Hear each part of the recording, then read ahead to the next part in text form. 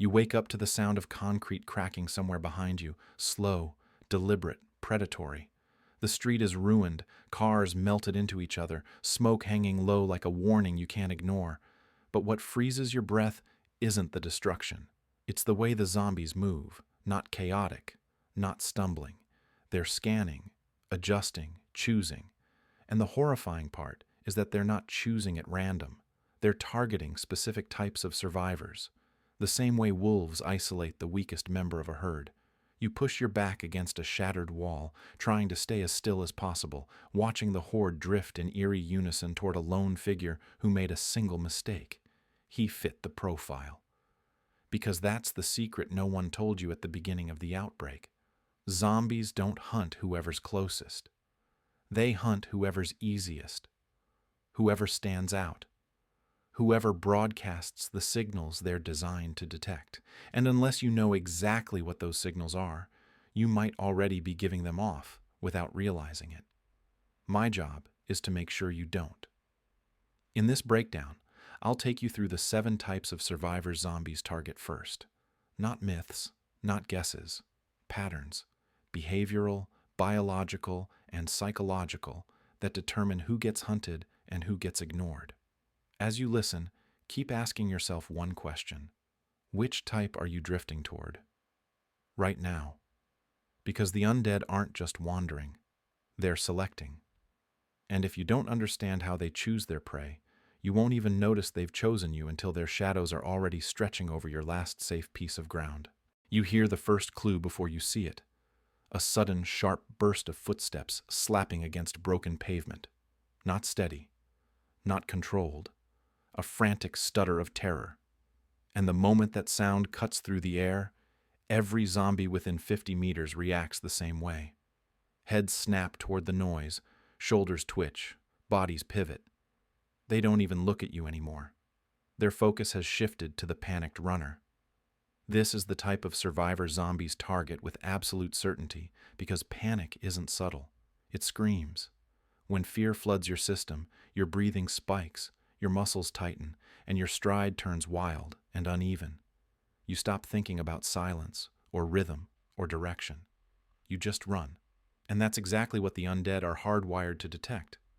Their hearing doesn't just pick up volume, it picks up instability, erratic sound patterns, footsteps that accelerate and break rhythm. The sharper the noise spike, the faster their reaction. But panic does more than make you loud. It makes you chemically visible. Stress unleashes pheromones, sharp, distinct, impossible to mask. And once zombies lock onto that scent profile, it cuts through air like a trail of smoke only they can see. You watch the runner ahead of you, a young man clutching a backpack, sprinting without a plan, eyes wide enough to show the whites even from a distance. He doesn't see the problem. He thinks speed equals survival, but speed without control is just a beacon. And the more frantically he moves, the more aggressively the horde synchronizes, breaking into a terrifying, coordinated pursuit. If you've ever wondered why outbreaks escalate so fast, why entire streets fall in seconds, this is why. One person panics, and the zombies use them as a signal flare. The worst part? Panic spreads.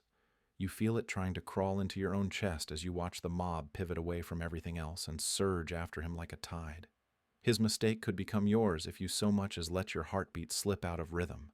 In a zombie zone, the moment you lose control of yourself, you also lose control of the hunt, and they will always chase the one who runs first, fastest, and blindest. You don't hear this type before you sense them.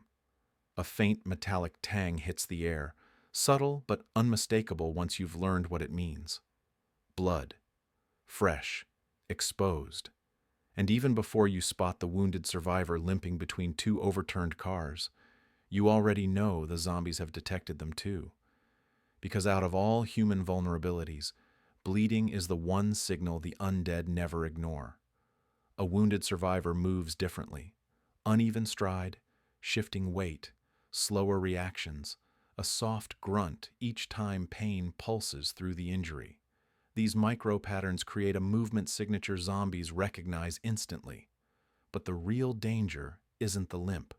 It's the scent. Human blood carries iron-rich molecules that oxidize the moment they hit open air. To zombies, that scent is almost electromagnetic, clean, sharp, directional. It tells them not just that someone is hurt, but exactly where they are and how quickly they're deteriorating.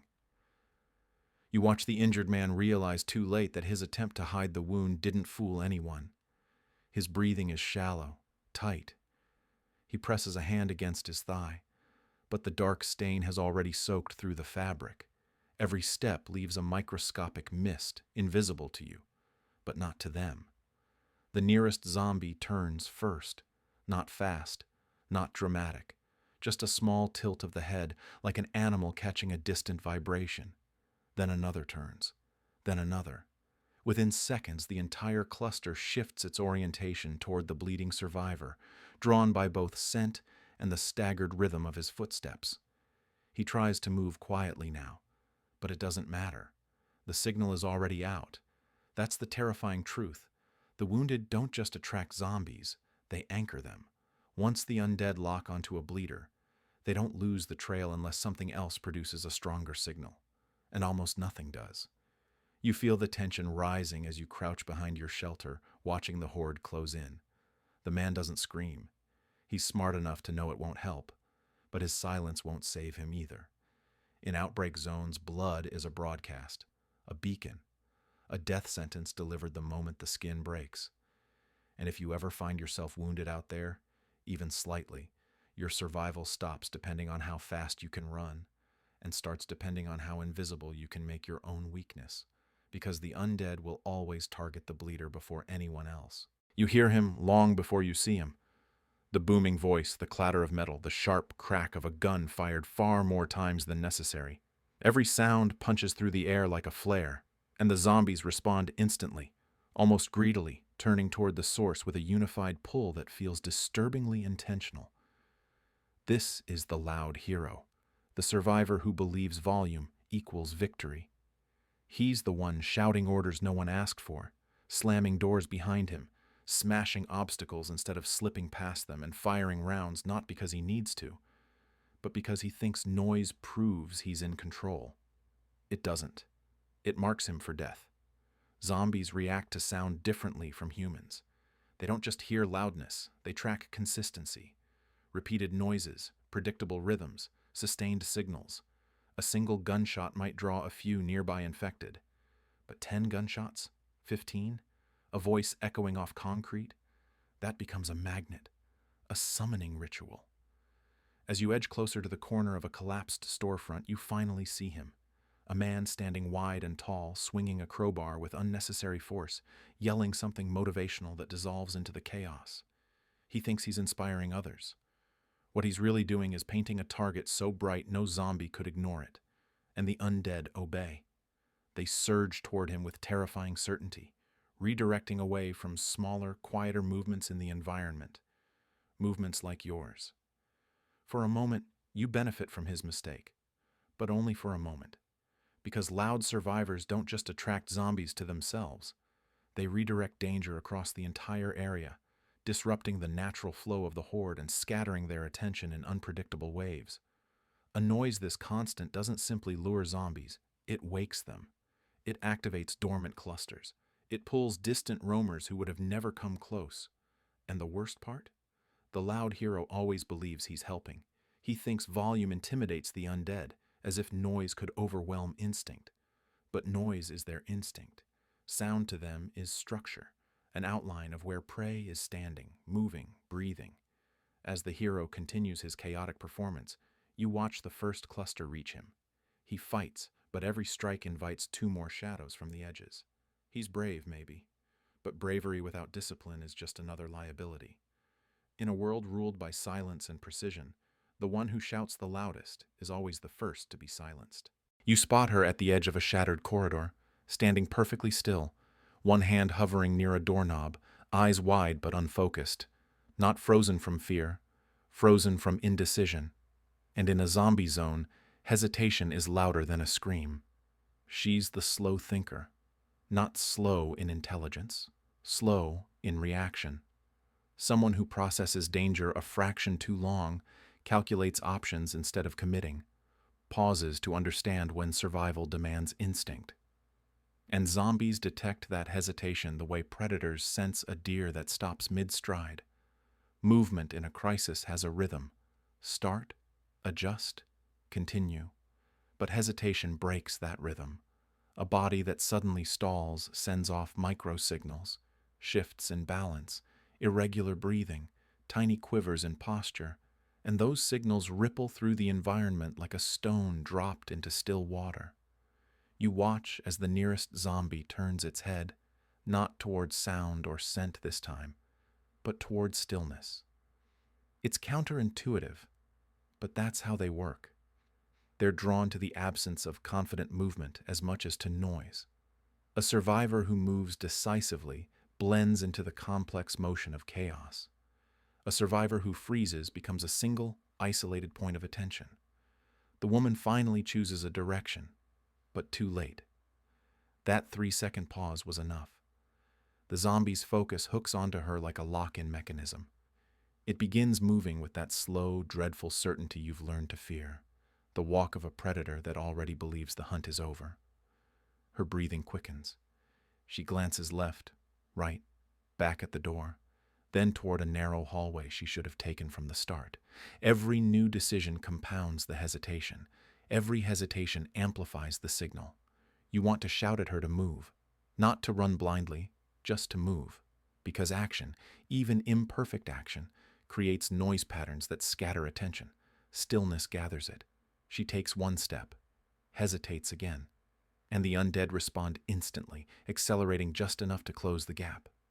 Slow thinkers don't die because they make the wrong choice. They die because they fail to make one in time. Out here, hesitation isn't neutral. It's a beacon, a break in the current, a moment that says to every predator in earshot, this one isn't ready to fight or flee. And zombies always target the unready first. You spot him climbing onto a collapsed bus, calm, steady, almost casual, as if the ruined city beneath him were nothing more than a playground he's already mastered. He moves with the swagger of someone who believes he's seen every kind of zombie, studied every pattern, survived enough encounters to be untouchable. This is the overconfident explorer, and he is exactly the kind of survivor zombies eliminate early. Overconfidence doesn't just change how someone behaves, it changes where they go. Confident survivors push deeper into exposed streets, linger in open intersections, wander through zones where echoes carry too far and blind corners multiply. They take risks, not because they have to, but because they believe they can read the undead as if the creatures follow rules written for humans. They don't. You watch him as he crouches on the bus roof, scanning the area with a relaxed breath that suggests he thinks he's alone. But the horde nearby has already registered him, not through sound or scent, but through pattern. Overconfident explorers move differently. They remain upright longer, pause in vulnerable vantage points, and make broad, sweeping motions as they survey terrain. Those gestures, though meant for awareness, telegraph their position to any zombie lurking beyond sight. The irony is painful. He believes he sees everything. Meanwhile, something is seeing him. You catch it before he does, a shape shifting inside a shadowed alley, subtle as a ripple of smoke. The zombie doesn't charge. It stalks, slowly, patiently, testing his awareness. Overconfident survivors expect attacks to look a certain way, fast, loud, chaotic. So when the undead move with unnatural restraint, these survivors miss the signs entirely. That's the trap. Thinking you know the rules blinds you to the moment the rules evolve. The man stands, stretches, and hops down from the bus. Still no fear, still no urgency. He doesn't notice how the ambient noises have shifted, how the wind carries fewer random echoes and more deliberate ones. He doesn't notice the slight increase in synchronized footfalls. He doesn't notice he's become the center of a tightening circle. Confidence isn't the problem.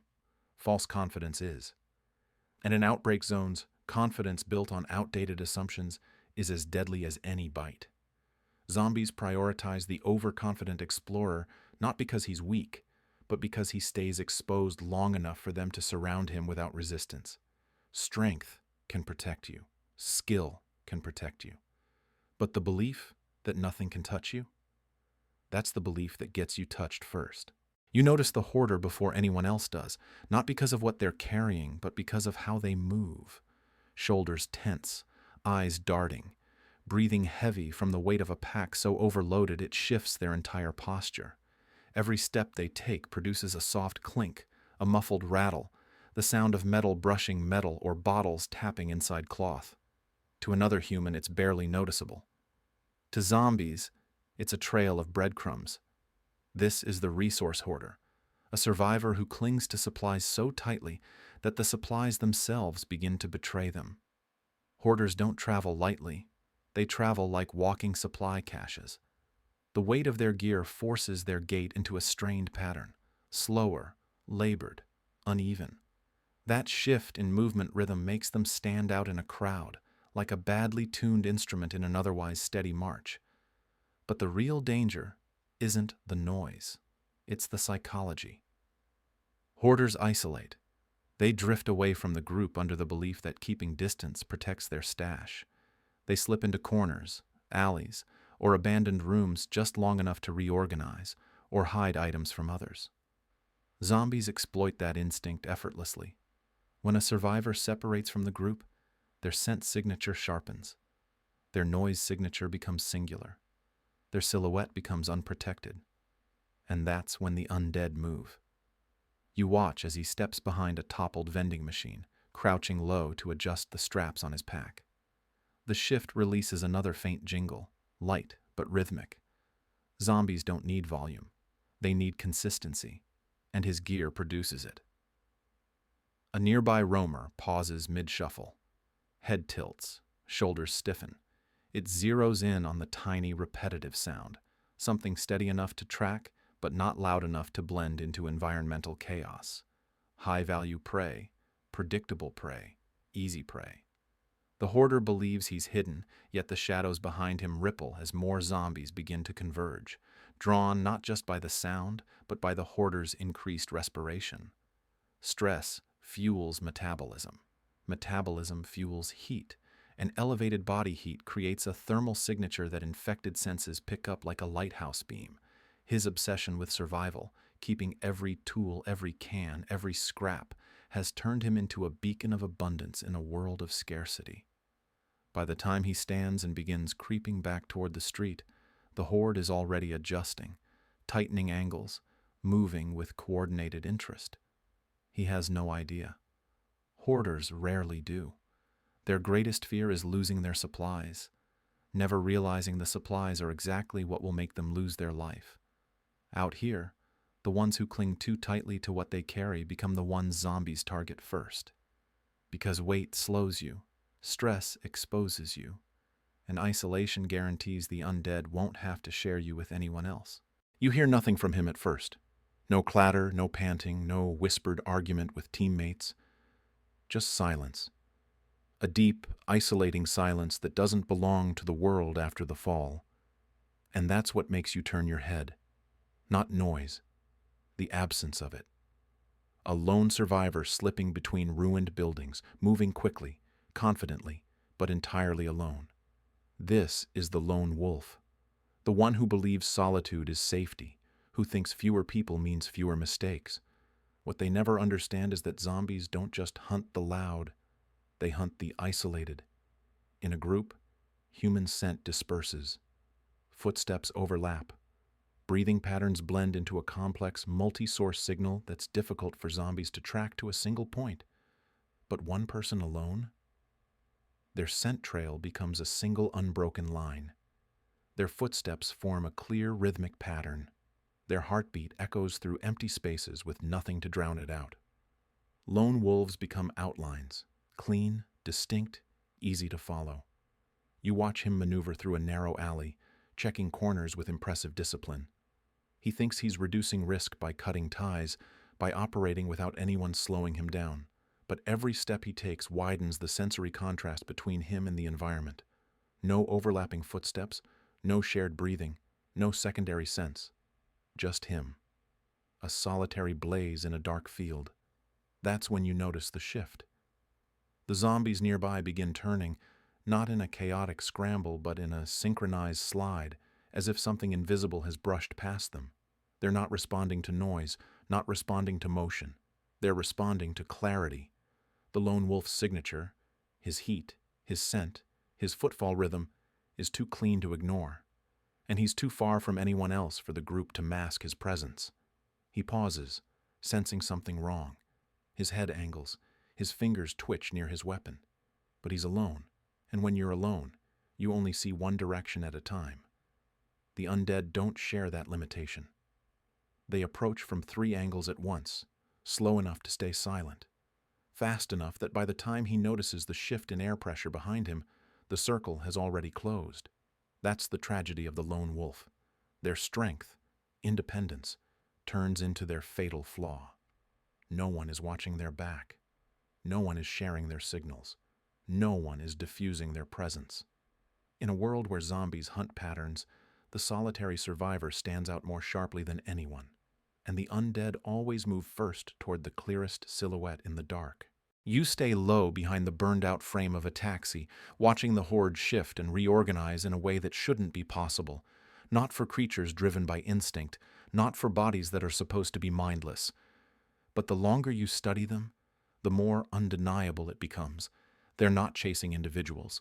They're chasing patterns. And suddenly, the truth snaps into place with a clarity that makes your stomach tighten.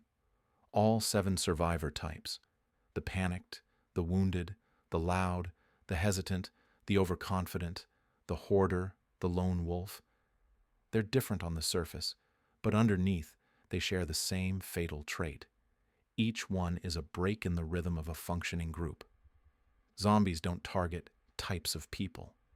They target weak links in collective motion. You see it unfolding right now. A group of survivors is moving across a collapsed overpass in a tight formation, synced and silent, their footsteps almost identical in pace. As long as they move like a single organism, the zombies below barely react. But then, one of them falters. Just a small slip on loose gravel, a half-second pause, a jerky, unplanned shift of weight, and instantly the undead turn. They don't respond to who he is. They respond to what he represents. Instability, a point of failure, a divergence from the unified pattern that kept the group invisible. The zombies swarm toward that single irregularity, like iron filings snapping toward a magnet. It's the same behavior you've witnessed again and again, but now you finally understand the common thread. The panicked runner breaks rhythm with chaotic steps. The wounded bleeder breaks rhythm with uneven gait and metabolic distress. The loud hero breaks rhythm with disruptive sound spikes. The slow thinker breaks rhythm with hesitation gaps. The overconfident explorer breaks rhythm by moving independently of the group's defensive shape. The hoarder breaks rhythm through weight-shifted movements and stress spikes. The lone wolf breaks rhythm by existing outside the pattern entirely. They're all vulnerabilities, not because of who they are, but because of how they fracture cohesion. And zombies hunt that fracture. You glance back at the horde, watching the way they converge on the unstable survivor with a chilling precision. It's not randomness. It's algorithmic, as if some primal program inside them is always scanning for the point where group integrity fails. That realization hits harder than any scream or snarl. Zombies aren't looking for the weakest body. They're looking for the weakest link. And the most terrifying part? Every group, no matter how well trained, how disciplined, how prepared, eventually produces one. Out here, survival isn't about being strong or fast or even smart. It's about refusing to be the break in the pattern, because the moment you become the irregular movement, the offbeat sound, the isolated signal, the hunt shifts, and it shifts toward you. The wind shifts, carrying the low groans of the undead across the hollowed remains of the street, and you feel the weight of what you've just learned settling over you like ash. If zombies hunt patterns, not people, then your only true weapon isn't firepower or speed. It's control. Control of your movement, control of your breathing, control of your presence in the environment. That is how you make yourself invisible. You step out from behind the wreckage and take one slow, deliberate breath. Not to calm yourself, but to regulate your rhythm. Panic disrupts it. Steady breath restores it. Already you feel the difference. Your pulse evens, your steps soften, the dirt beneath your feet shifts without crunching. You're no longer broadcasting fear. You're managing it. Ahead of you, a pair of zombies wander through a collapsed storefront, their heads tilting at irregular intervals as they search for sensory disruption. They aren't hunting anything specific, they're hunting an anomaly. So you make sure you're not one. You move with intentional pacing, matching the ambient noise around you, timing each step with the subtle sway of the wind. You don't rush, and you don't freeze. You maintain a fluid motion that blends with the environment instead of confronting it. This is how trained survivors navigate outbreak zones, not by outrunning the undead, but by removing themselves from the sensory field zombies rely on. A controlled presence doesn't attract attention, it dissolves into the chaos. You slip behind a fallen beam, adjusting your posture so your silhouette breaks into the jagged shapes around you. Straight lines attract the eye. Broken shapes disappear. You regulate your breathing to maintain a low metabolic signature. Stress and exhaustion elevate heat output, but discipline suppresses it. Even your scent changes when you steady your body. Less sharp, less chemical, less reactive.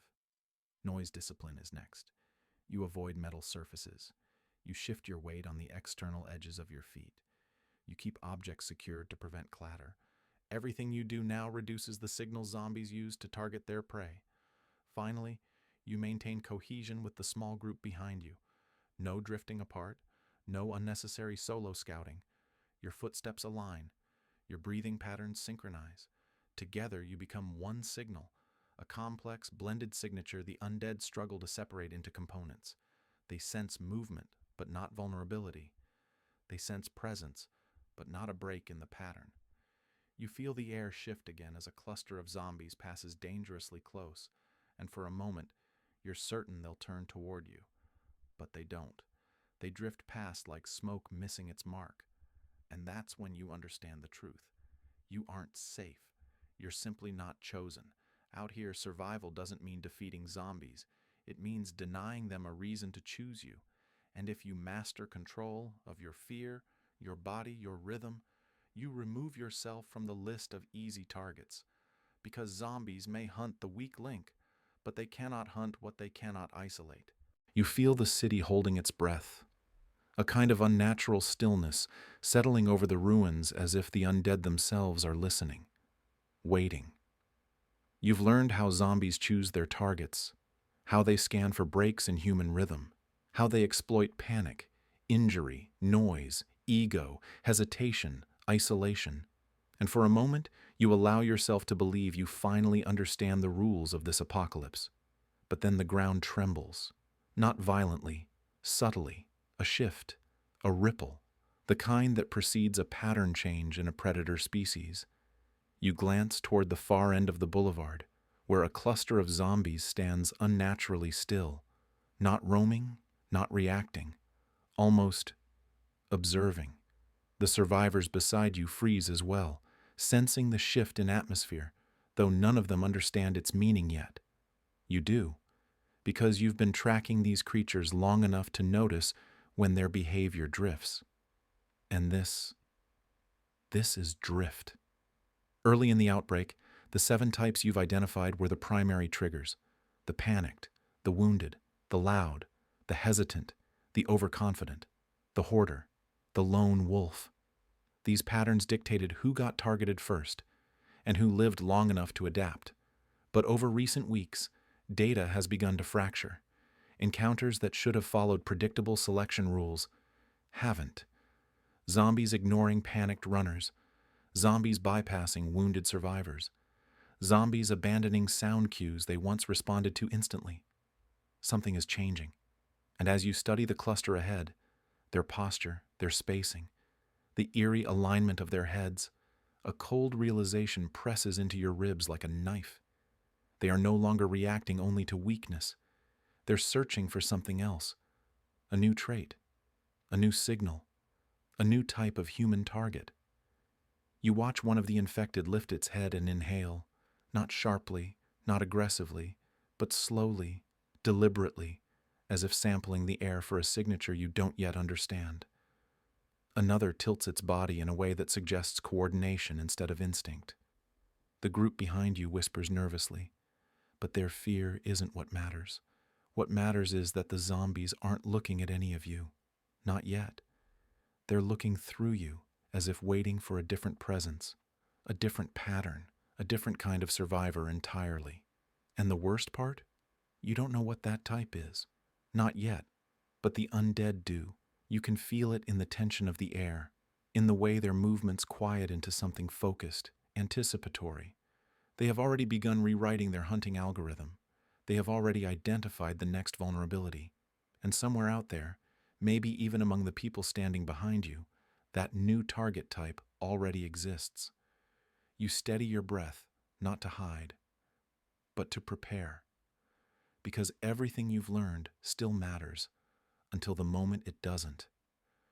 And when zombies evolve their priorities, when they shift from hunting the weak link to hunting something new, the rules of survival change with them. The only question is whether you'll discover the new pattern before they demonstrate it. Up close.